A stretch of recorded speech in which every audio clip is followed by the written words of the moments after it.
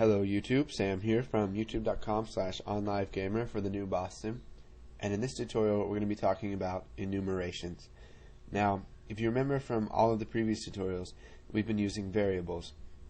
Now these pretty much have no limit except for integer has a limit of I think 4 billion something, so there is a limit there, but you can pretty much put whatever you want into it. Now let's say you want to limit a user so that they can only put a certain value in. So let's say if you want them to tell you how many doors their car has, you wouldn't want them to be able to put 523 because that's impossible. So the way you can get around this is by using enumerations. And what enumerations is pretty much creating your own data type, and you can create as many variables as you want based off of that enumeration. So let's go ahead and create a project, and we'll give this a little practice. So we'll go ahead, we'll go to New Project, we'll select Windows Forms Application, and we will call it Enumerations. And we'll go ahead and click OK. Now we'll wait for this to load. Okay, so now let's go ahead and we will come over here to our toolbox. We'll add a button, and we will just set the text to enumeration, and we'll go ahead and set the name to button enumeration.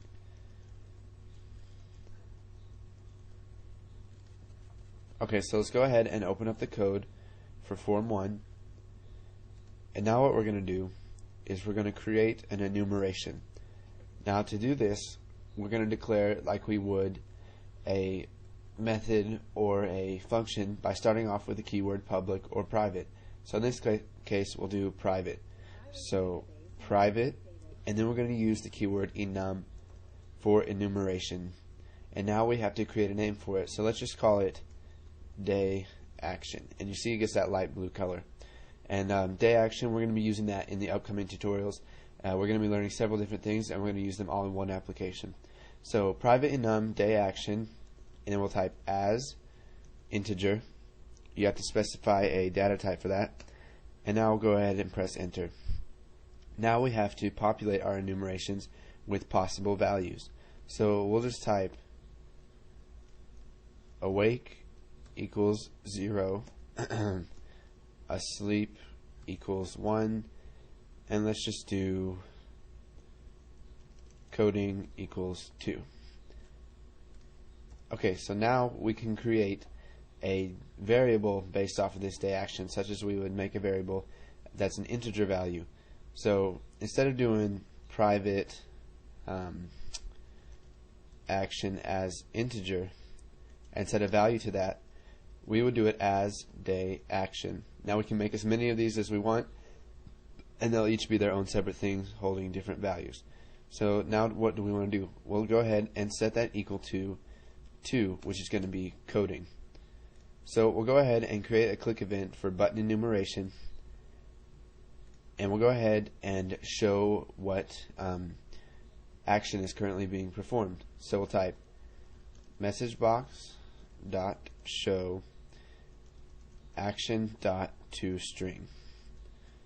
So if we go ahead and run this, we're going to get Form 1 right here, and when we click enumeration, it says coding. Now we can set day action to different values as well. So if we'll give this a little bit of time to load. So we'll set it equal to 1, and it should give us asleep. So if we go ahead and run this and click enumeration, we get asleep. Now you don't have to set it to an integer value, or let's say you create an enumeration as a string or anything else. So we have all of these names right here for the possible values. So instead of actually putting in the integer, which we may not know what it equals, so if we put in 0, what if we don't know that means awake? So what we can do is type day action, and you can see here down in IntelliSense it gives us several options. So we can do day action dot, we can do asleep, awake, and coding. So if we click awake, action is going to be equal to 0, and it's going to be equal to awake. So to set it equal to something that you want, that is the name in your enumeration, you type the name of your enumeration, dot, and then whatever name you have for that certain value. So if we go ahead and run this, we'll go ahead and click enumeration and we get awake. So go ahead and practice with enumerations. Make some that are other data types besides integer. They may be a little confusing at first. They were for me. It's kind of a little bit hard concept to grasp if you're a new programmer.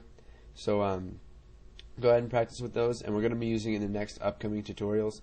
So just get used to them so you won't be confused in the next tutorial, and thanks for watching.